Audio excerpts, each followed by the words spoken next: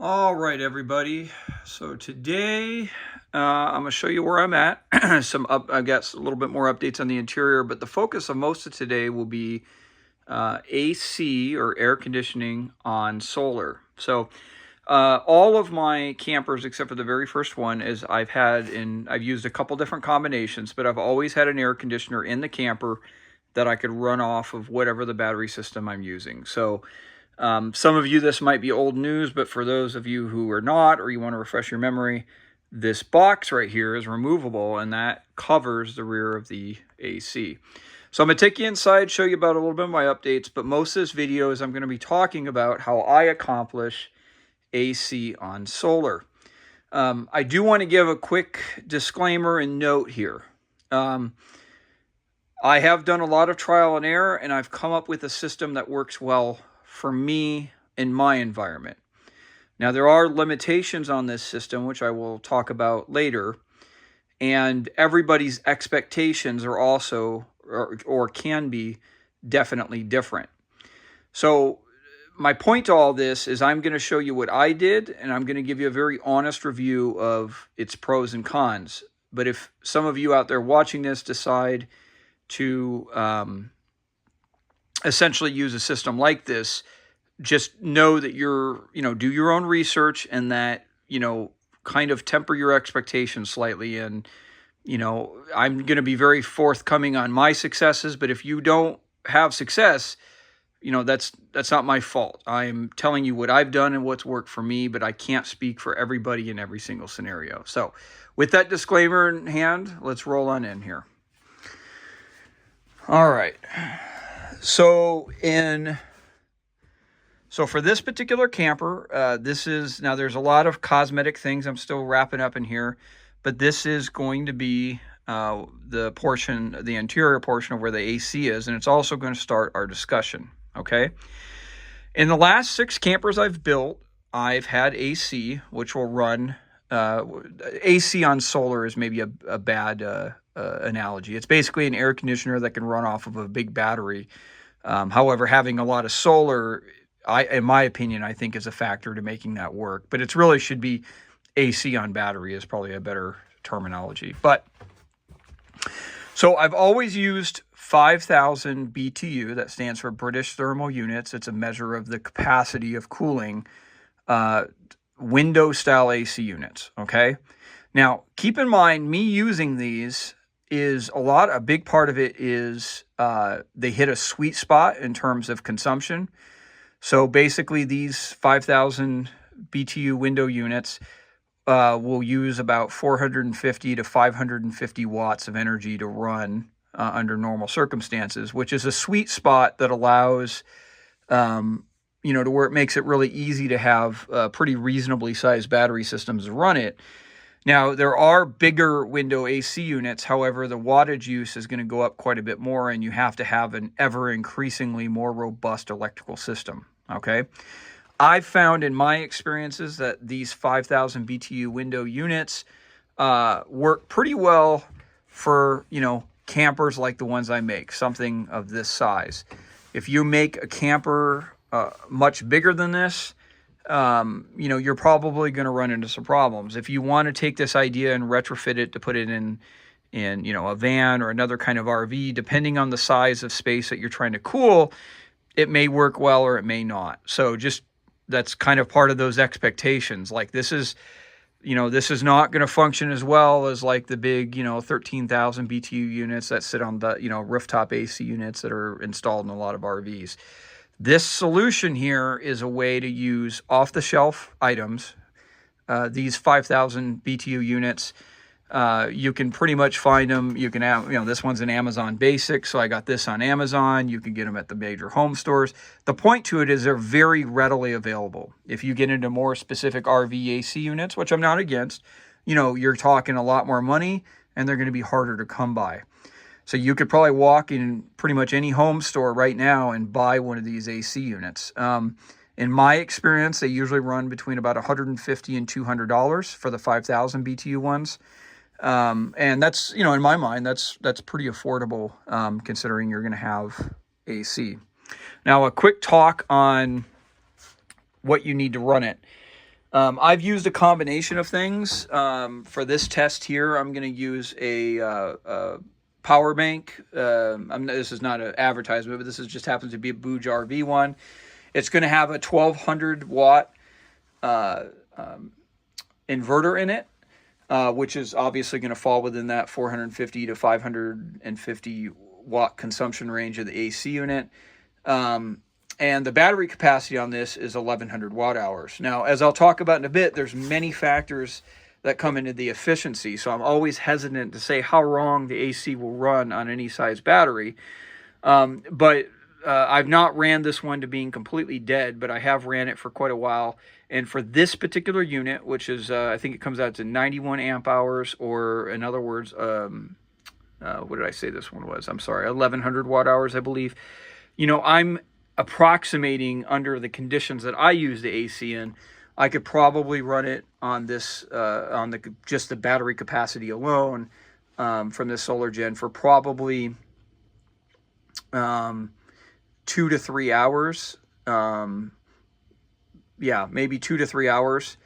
Now, that's just the energy stored in the battery. If you couple that with a big solar array and you have good solar exposure when you're running the AC, obviously that's going to extend the amount of time that you can run the AC. But you just have to have some reasonable expectations. Like if you just have a 100 amp hour lead acid battery and a big enough inverter, you could probably run the AC, but it's not going to run for very long. So just, part of the system is you have to have a pretty robust electrical system, more robust than what you would probably need just for all the basic stuff. But okay, so in speaking in very broad and general terms, an air conditioner works off of the physics principle that is this. If you take a gas is going to be able to absorb more heat than a liquid would be.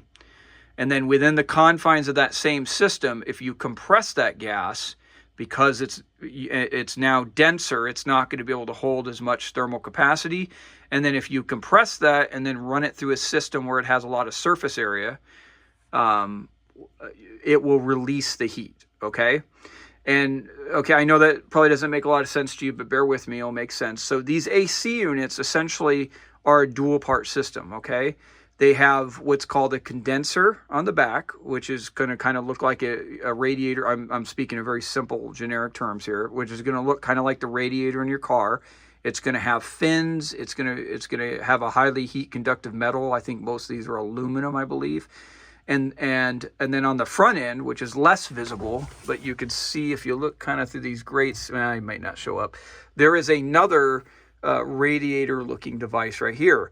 And on the cool side, this is the evaporator, okay?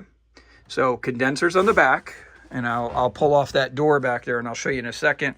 On the front, it's the evaporator. So the general premise is this, and I'm speaking in very generic terms. The refrigerant, which is what is used in these, is expanded in the evaporator, okay? Air is sucked through here. That expanded refrigerant, remember those physics principles, is going to absorb some of that heat that's sucked through here, and then it blows out through the top cooler, okay? And it's very important when you use these AC units, because again, we're kind of adapting these and using them to a slightly alternative purpose than what they're intended, because these are typically intended to be placed in a window, right? So you have to have this sealed off, which is what you see here. Now, I'll probably add even some more like rubber seals later, but for now, this is good enough for the explanation. So it's a closed system. You would close off your windows, you'd have your doors shut, and then the internal warm air inside the camper is sucked through. It's absorbed into the evaporator, and then it blows out cooler, okay? Now, that heat, you have to get it to leave somewhere. So let me show you the back side. Okay, so this is the back of the AC. Keep in mind, this is all one roughly rectangular or square unit, but it's really functions in two parts. This is your condenser, okay? So there is a compressor in here that after it leaves the evaporator, there's a compressor that compresses the refrigerant down, and it flows through this condenser. And again, remember I was talking about it looks like the radiator in your car. It's a surface area, and the tube where the refrigerant sits kind of snakes through here. And the point of that is it's a huge surface area, okay? So as that coolant or that refrigerant is compressed, it releases its heat, and it releases it out here. And just as there's a fan on the inside that sucks air in and pumps it out, that same motor, though it's a separate system, is going to suck air in here around the sides. See these little louvers? It's going to suck air in here, and then it's going to push it out of here. And because you're compressing the refrigerant, it's going to release that heat and blow it out. So what you're doing is you're kind of like, you're taking air from the inside and you're cooling it, and then that thermal energy, that heat, is then coming out the back and pumping it out. Okay, now that's an exceptionally simplistic representation of how this works, but just kind of keep that basic principle in your mind. But what that means is it's really important to have, and again, I'm going to add some seals and stuff in here later, but it's very important that this system is broken up in two pieces, even though it's a singular appliance, okay? Now keep in mind that these would typically be used hanging out a window, right? And then you would close up the window. They come with some hardware to where you can seal up the sides. But the idea is you're on the inside, you're cooling, it's blowing everything out the outside. Now, we're adapting this to a slightly different use than how it's intended to be mounted, right? These are a window AC unit for a house, a bedroom, whatever you're putting it in. We're putting this in a camper. Now, the most efficient way to have this would be to have the AC unit sticking out completely out the back of the camper. There's no way of getting around it. And then you would seal up the front just like you guys saw on the inside. However, what I do, and this is a system I kind of finalized in the last 3 campers I made, is I actually will have the AC unit sticking about 50-50. It's not necessarily exactly, but portion of it sticks toward the interior of the camper, portion of it sticks out. And what that allows is me to use that cover, which sticks out a little bit. I think, don't quote me on that. I think that's like 6 or 7 inches. And then it mounts on there when it's not in use. And cosmetically, I don't think that's as obtrusive looking as if you just had some big AC unit hanging out the side. But I am compromising potentially a little bit on efficiency, okay? But that's where this opening is important. In an ideal world, if you're going to do what I'm doing and you kind of mount the AC unit kind of 50-50, you have to have a big opening here that allows for the efficient intake of air on these side louvers, okay? So you can kind of see right there, we've got this cavity from the top and the sides. The bigger that you can make this opening, the more efficient it's going to run. However, again, there's limitations. So you could see on my camper, I could have hypothetically went just a little bit on the edges, but I've for the most part maximized the amount of space that I can use in here, okay?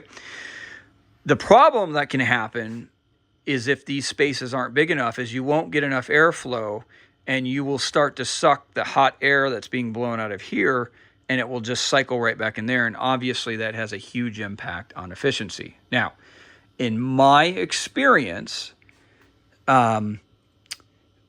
this system works pretty good. This is a reasonable compromise between, having it completely sticking out the back of the camper.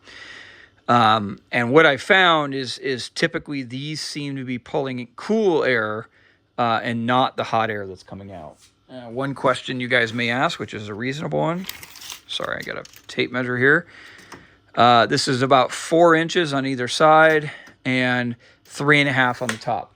Now, admittedly, those exact measurements are somewhat arbitrary and specific to my application, but they tend to work well. If one of you guys were to use this method, in my experience, and again, I can't speak for everybody, that has worked pretty well. Now, efficiency. and kind of balancing your expectations. So we're going to actually, before I get into that, we pulled the rear off. Let's go ahead and fire this bad boy up. So we're going to go ahead and you got to hit a little separate button to fire up the inverter on this. So this is a cord. It goes in there. And of course I had tucked it, or I'd concealed it all through the walls. It comes out right here and it plugs in. Now it's tucked back in there, but it plugs in there, and then this comes up here. This will be, like I said, I'm finalizing some cosmetic stuff in here, but this will come through here. And now we can turn on this AC unit. Okay, now these have fan functions, which is just going to circulate the fan here, but we're going to go ahead and we're going to kick it up to max. Okay, now you come down here and you guys can see that the output is 430 watts right now. Now I will tell you this, but I've been testing this. This will climb probably into the low 500s for this particular AC unit. It's pretty hot right here.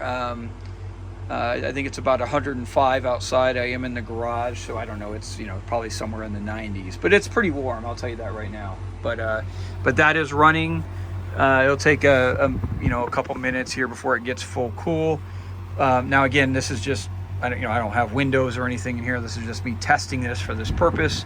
But it's doing pretty well. Now, a couple expectations.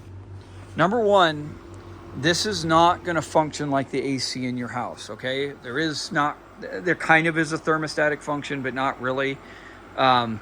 This is gonna be more consistent with an AC unit in your car, meaning that you're going to turn it on and you're pretty much going to feel the cold air blowing over you.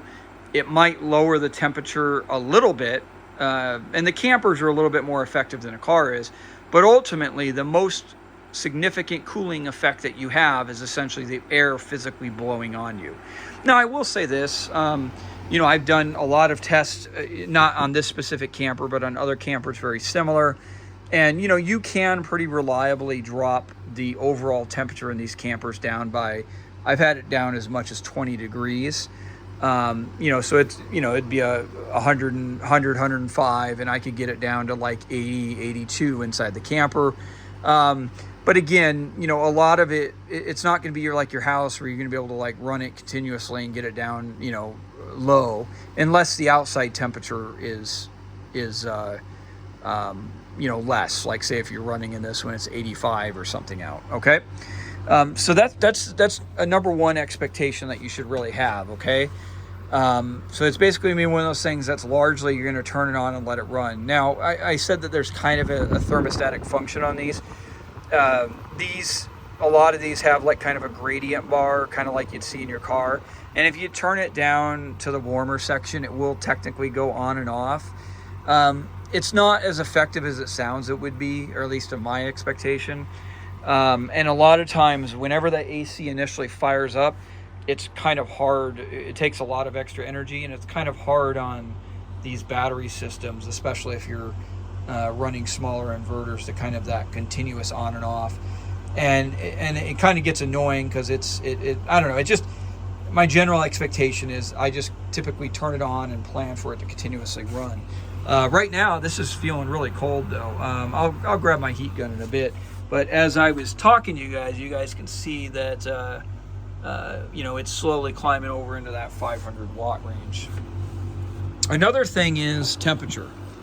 Like all AC units, the hotter it is outside, the harder they work and the less efficient they are and the less good of a job they do. And these things are no different. I've found here in the desert Southwest, where the humidity is relatively low, that once you exceed about 110, 115 degrees outside, which is pretty extreme, these things, they still work, but their efficiency is way low. They slowly kind of devolve into the realm of not being practical. So that's another expectation you have to keep in mind. There's other little subtle things that kind of affect efficiency too, and it's kind of strange. I remember one time I took one camping and it was kind of hot and it was kind of windy, and the wind, I didn't think about at the time, was blowing directly on the AC unit.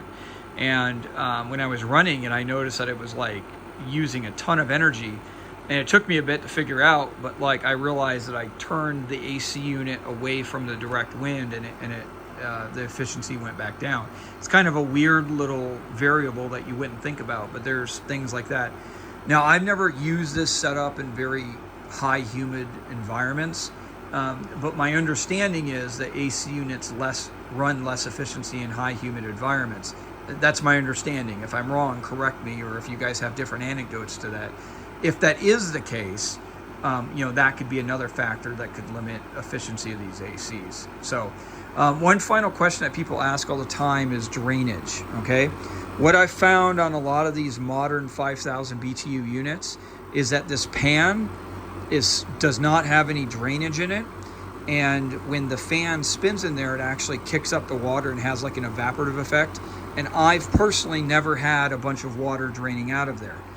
However, maybe it's just because I live in a dry environment, because I imagine there could be scenarios where this gets full. In that case, there's two things. You could see this one hangs over, so the water would just kind of drip down to the ground. And these are all made where they meant to tilt back slightly for that very same purpose, so the water would tend to drain backwards as opposed to drain forward. So this is a pretty long video, and I'm going to cut it off here. I hope that was helpful. And again, keep in mind your expectations.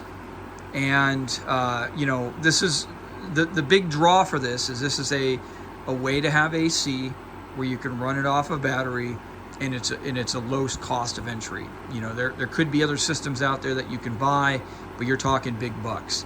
For somebody who's a little bit handy and has a good battery system already in place, you could spend the $150, $200 for this AC unit and make some modifications and have a really great capacity to do something that you normally don't. So thanks guys for watching.